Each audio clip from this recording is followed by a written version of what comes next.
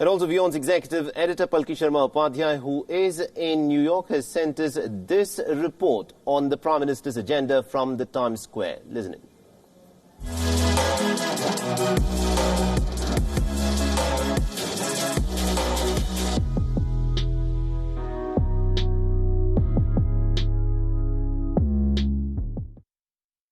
We are the iconic Times Square in New York, the financial capital of the U.S. And the city is 2,300 odd kilometers away from Houston, where all the buzz is, where about 50,000 Indian Americans have gathered to hear Prime Minister Modi speak, to see him share stage with the U.S. President Donald Trump. The action is going to shift here, of course. Representatives of 193 United Nations member countries have gathered for the General Assembly. And it wouldn't be an exaggeration to say that it's India this time that is setting the agenda. It's the Indian leadership that is taking the lead on the issues that matter, from climate change to peace to Mahatma Gandhi.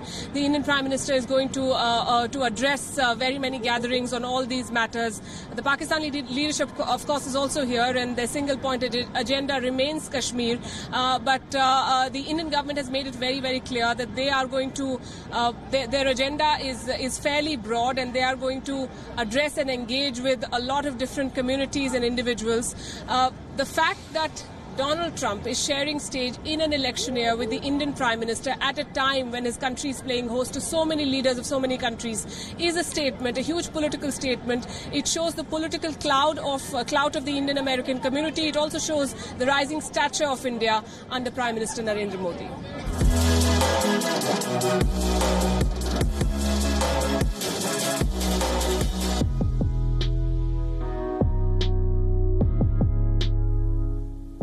All right, now in the business end of his trip to the United States, the Prime Minister will also be attending the United Nations Climate Action Summit on the 23rd of September, that is today.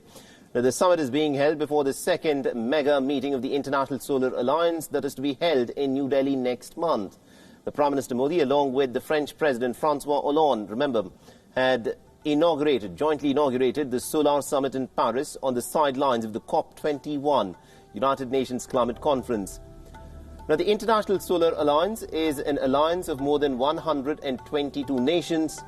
This initiative by India had first been proposed by Narendra Modi during his trip to the United Kingdom in 2015. And also just ahead of the summit, United Nations Secretary General Antonio Guterres has said that India is a key partner in international efforts on climate action and is making a fantastic effort to grow its renewable energy basket. Now, the Climate Action Summit, which comes right after the global climate strike led by the Swedish teen activist Greta Thunberg, will see global leaders presenting some concrete ideas on how to cut down greenhouse gas emissions by 45% over the course of the next one decade, and to try bring down the carbon emissions to zero, if that is at all possible, by the year 2050. Modi will be amongst the first set of speakers at the summit in the United Nations General Assembly chamber, along with the Prime Minister of New Zealand, Jacinda Ardern, and German Chancellor Angela Merkel. While Modi is expected to highlight India's commitment to meeting the targets decided at the Paris conference in 2015, he is expected to showcase India's challenges while moving towards cleaner energy. Now, India has an installed power generation capacity of almost about 358 gigawatts, of which almost about 22% or about 80 gigawatts is generated from clean energy sources such as solar and wind. With the addition of large hydroelectric power projects to clean energy segment, India is poised to have almost about 225 gigawatt of renewable energies by the year 2022, out of which 70 gigawatt is expected to be added just from solar panels alone.